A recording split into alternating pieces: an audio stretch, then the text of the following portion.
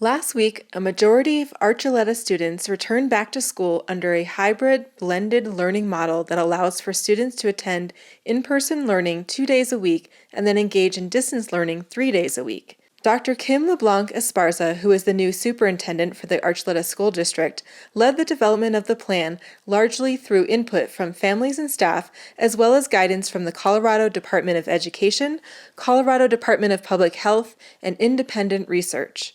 We asked Dr. LeBlanc-Esparza what the process was like to develop a back-to-school plan during the pandemic.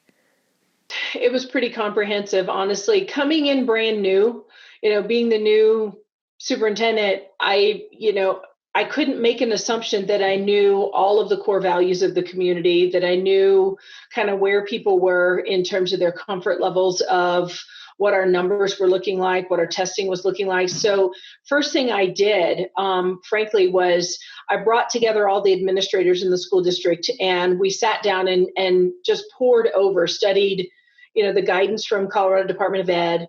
We studied the guidance from Colorado Department of Public Health. We looked at all the executive orders. I mean, we really kind of built a common body of knowledge to really get a sense of what can we do, what can't we do, what's working, what's not, what does the research say.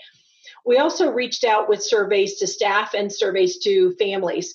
And in the first survey to families, we got back almost 500. It's like 493 surveys back from families where we asked folks, what's your comfort level with your child going back to school in person? What's your comfort level with a hybrid model? What's your comfort level with purely online?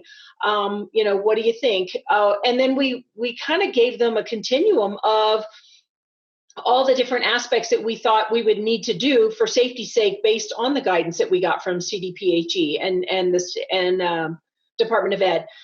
Things like, what's your comfort level with masks, with kids' temperatures being checked every day, with you filling out the survey questions on an app on your phone and sending that in. So we asked a lot of different information, and it gave us a really nice baseline for where's the community in terms of their comfort level with students going back to school. Dr. LeBlanc-Esparza also shared that the school district sent out a second survey to the community at the end of July, since the numbers of COVID-19 cases had gone up locally and in other areas of the U.S. In the second survey, families were very supportive of in-person learning, with 65 to 70% selecting an in-person learning model, while 15% selected distance learning only. The other percentage selected a blended model of in-person and online. The decision for in-person learning in Archuleta County seems like a good one for parents who do not have a flexible work schedule and for students that need additional support. Students that are served with an individual education plan, those students we recognize, first of all, they need to be in the least restrictive environment. They need their peers. They need to interact just like any other student does. And so they're going to have the opportunity, if that makes sense for them, if medical needs don't override that, they will have the opportunity to attend that hybrid schedule just like any other student would. We've been in constant communication with our special need providers, with our teachers that teach these students. And the conversation is, we believe that we can utilize some of that Friday time that is for planning and cleaning and that kind of thing to bring some of those students together to really give them that direct instruction that they need, that specialized instruction that they need that aligns to their IEPs to really help them continue to grow and develop and build their skill sets that way. Archuleta schools are now in full swing for the fall semester, and hopes are high that in-person learning will continue as planned.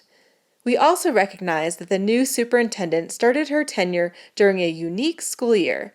She shares with us how it is going and what she intends to do as superintendent moving forward during this unprecedented time. It is probably the most interesting way to enter into a community relationship coming in the era of COVID in the middle of a pandemic. I've said a couple of times to a number of different community groups that I feel incredibly fortunate that this is not my first superintendency, that I have some experience to draw upon.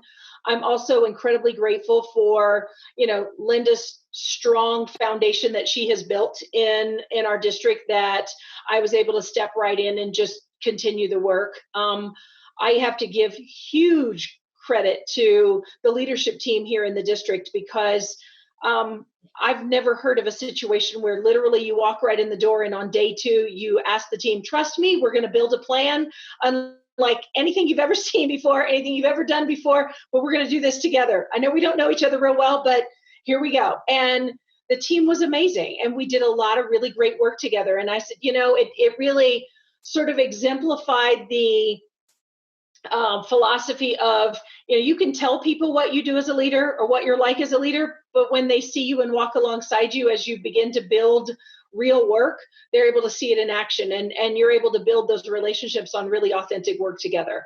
I'm looking forward to the opportunity this fall to go out and do what I committed to do when they were asking me to consider taking this role, and that is we're going to have community forums. We're going to ask people to come together and talk to us about community values and core values of the community. And what do you believe we do really well as a school district? And what do you believe students need to know and be able to do in the 21st century to be prepared for their future? And how do we ensure that our students are globally competitive? And how do we ensure that they have the kind of experiences that prepares them to take on whatever step comes next after 12th grade? And, in looking at that, when I did this in Oregon as a superintendent, I talked with probably 4,000 people in the community over a semester. I intend to do the same thing here. I want to have conversations with civic leaders, with community leaders, with families, with business owners, with our staff, with every member of our staff across the district, and really get a sense of what are we about? What do we believe our students' experiences need to be? And how do we build the kind of K-12 experience that gives kids that? Thank you for watching this edition of Pagosa Local News.